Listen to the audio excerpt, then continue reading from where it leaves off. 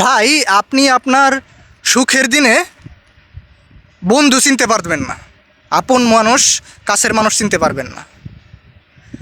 যখনই আপনার কোনো বিপদ আসবো, যখনই আপনার কোনো দুঃখ আসবো, তখন আপনি আসল বন্ধু, আসল কাছের মানুষ চিনতে পারবেন। তখন আপনার ওই প্যার কি দস্তি হ্যাঁ, কলিজার দোস্ত, সে ওপরটি মারতে পারে।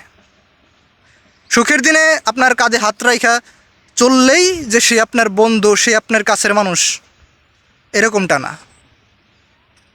দিন শেষে আমি একটা জিনিস দেখছি যে ভাই, এই ফ্যামিলির মানুষ ছাড়া, ভাই বেড়াদার বাপ মা ছাড়া আসলে আপন বলতে দুনিয়াতে কেউ হয় না। সবাই স্বার্থের। আপনি আপনার এত বন্ধু বান্ধব দেখতেছেন, তাদের স্বার্থে তারা আপনার কাছে আছে। ভাই, এই বন্ধু বান্ধব স্বার্থেরই হয়। খুব কম বন্ধু বান্ধব পাওয়া যায় যারা বিপদে কাজে লাগে, খুবই কম পাওয়া যায়, হাতে গোনা কয়েকজন থাকে।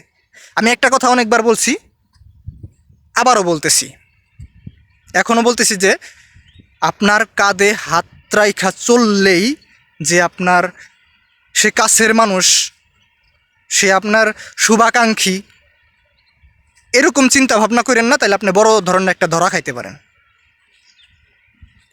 কিছু কিছু বন্ধু বান্ধব স্বার্থের জন্য কাছে আসে, আবার স্বার্থ ফুরাইলে চলে যায়। দিন শেষে আপন বলতে ওই বাবা মা ভাই বেড়াদারই হয়। আপনি ওই বাপ মা ভাই বেড়াদার ফালাই দিয়া এই বন্ধু বান্ধবের লগে চলতেছেন, আপনি বড় ধরনের একটা ধরা খাইতে পারেন। যাই হোক, আর বেশি কথা বাড়ায় লাভ নাই। সত্যি কথা এটাই হলো যে ভাই, কাঁধে হাত রাখলেই কিন্তু সব মানুষ বন্ধু হয় না।